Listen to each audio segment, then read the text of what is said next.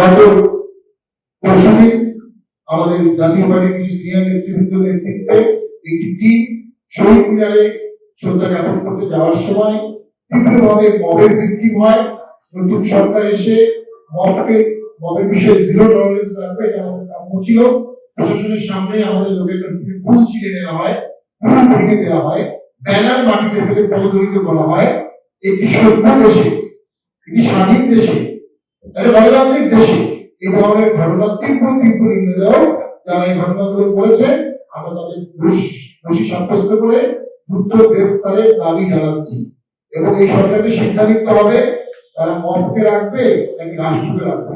Unit সরকার mob এবং রাষ্ট্রের মধ্যে মবকে বেছে নিয়েছিল এবং তারা প্রস্থান করেছে। বর্তমান সরকারকেও সিদ্ধান্ত নিতে হবে তারা মবকে রাখবে নাকি সংবিধানকে রাখবে। আমরা এই বিষয়ে দোষী ব্যক্তিদের তীব্রভাবে শাস্তি কামনা করছি, নিন্দা জ্ঞাপন করছি। ওই শহীদের একটা পরিবর্তন হোসেন মোহাম্মদ এরশাদের করা, ওটা বম্বে বসা ছিল।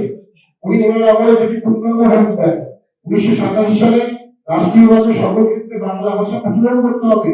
সংসদে আইন পাশ করে পরিবর্তন হোসেন মোহাম্মদ এরশাদ সেই আইন পাশ করেন। আজকে তার দল ভূমিতে যাবে, তাকে অপদস্থ করা হবে। আমরা মনে করি এখানে ঢাকা বিশ্ববিদ্যালয় কর্তৃপক্ষ সহ সকল আইনশৃঙ্খলা বাহিনী এই বিষয়ে জবাবদিহি আসা উচিত এবং এই বিষয়ে শাস্তিমূলক ব্যবস্থা গ্রহণ করা উচিত। কারণ একটা injustice will create thousands incident of injustice. যদি আমরা এই একটাকে অ্যালাউ করি এরকম আরো হাজারো ঘটনা ঘটবে। আমরা অনুরোধ করছি নতুন সরকার, নতুন উদ্দীপনা, নতুন প্রেরণা, নতুন চেতনা নিয়ে দেশ চালাতে চাচ্ছি।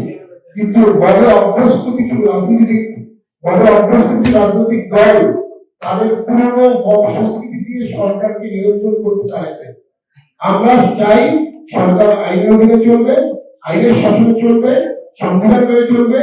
মবকে জয় করতে হবে, মবকে দমন করতে হবে, মবকে নির্মূল করতে হবে। আমি মনে করি এই বিষয়টি খুব দৃষ্টান্তমূলক শাস্তি দেওয়া হবে। আমরা যে কোনো মূল্যে ইউনিট সরকারের হাত থেকে রক্ষা পেতে চাচ্ছিলাম। আমরা আমাদের নিজস্ব রাজনৈতিক প্রজ্ঞা দিয়ে অনুভব করছিলাম ইউনিট সরকার আর কিছুদিন থাকলে দেশের অর্থনীতি ভেঙে পড়বে, রাজনৈতিক কাঠামো ভেঙে পড়বে।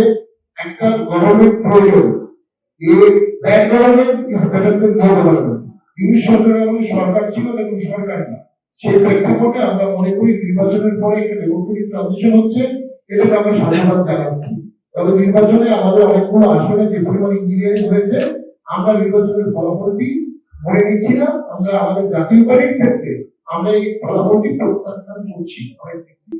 এখন সামনে স্থানীয় সরকার ভোটে যদি সরকার পরিবেশ সৃষ্টি করতে পারে, লেভেল প্লেইং ফিল্ড থাকে, সেখানে আমরা সিদ্ধান্ত নিব ভোটে অংশগ্রহণ করবো কিনা। নির্বাচনের পূর্বে আমাদেরকে আনফেয়ার ট্রিট করা হচ্ছে, তফসিল পিরিয়ডে আমাদেরকে আলিগড় ফি উপহার দেওয়া হয়েছে, ভোটের আগে আমাদেরকে আলিগড় ফি করা হয়েছে। প্রশাসন এবং পুলিশের কোনো সহযোগিতা আমরা পাইনি। অর্থাৎ সকল প্রার্থী সভা এরকম পরিবেশ ইউনিট গভর্নমেন্ট কোনোভাবেই সৃষ্টি করতে চায়নি। তারা জাতীয় পার্টিকে বৈষম্যমূলক ভাবেই ট্রিট করেছেন এবং সেটি ফলাফল রিফ্লেক্ট হয়েছে। এই ফলাফল ইউনিট ইন্টারেস্ট গভর্নমেন্টের সৃষ্ট ফলাফল, জাতীয় পার্টিকে শূন্য আসন দেওয়া এবং সেক্ষেত্রে তারা প্রাথমিকভাবে সফল হয়েছে। তবে চলছে বিশ্লেষণে এর দায় অবশ্যই ইউনিট সরকারের হাতে।